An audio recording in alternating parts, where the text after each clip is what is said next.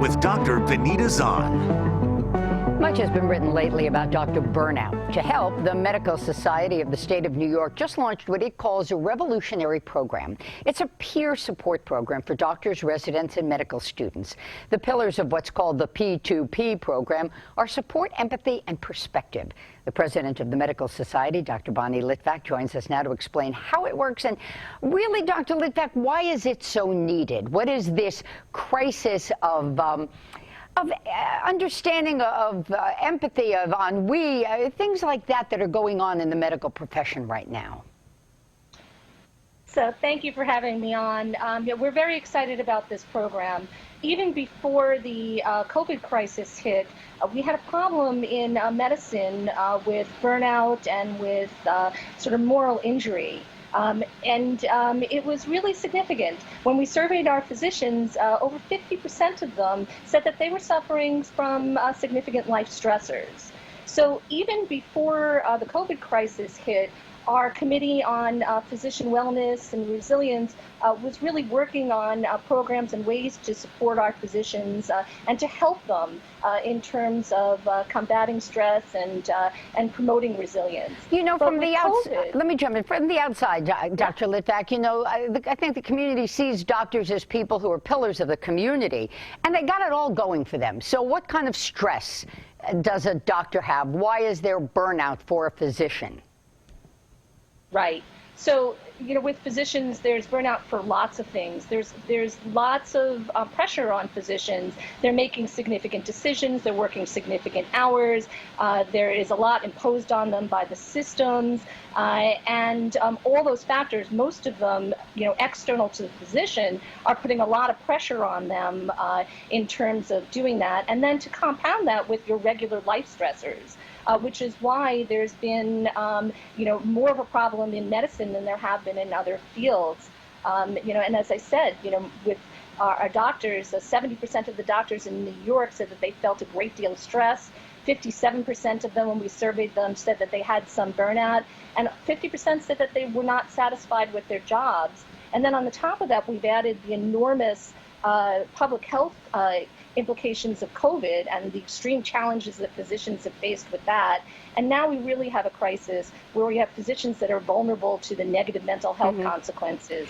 Is it part of it, Dr. Litvak, because the stature, if you will, of physicians has changed through the generations? There was a time where nobody questioned a doctor, and they, you know, were sort of, you know, out there as somebody you revered. And now patients, we've got a back and forth and more of a dialogue. You've got WebMD and other websites like that. So their position in the community changed. Is that part of this? Certainly that's part of it, but there have also been a lot more that's been put on physicians.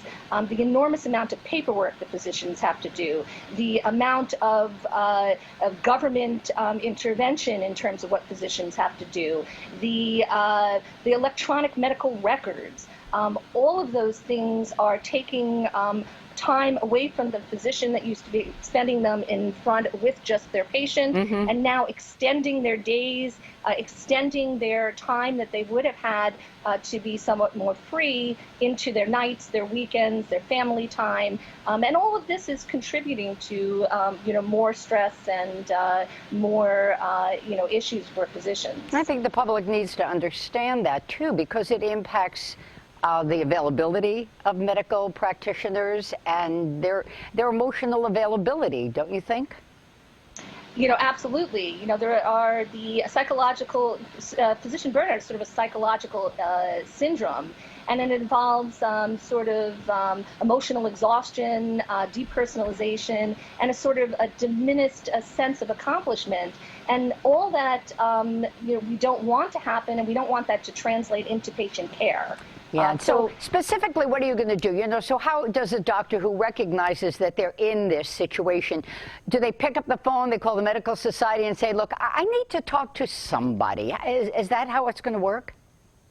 So there is a number, a hotline number called 1-844-P2P-PEER, or they're going to email p2p@misni.org. And they're, at that point, going to be accessed somebody to talk to.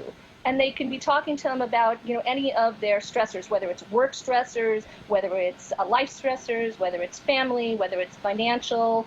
And it's a one-time discussion with a peer who's trained to listen without judgment and to validate feelings and to provide some perspective and to help build resilience. And if needed, to make a referral for somebody for additional help if they need it.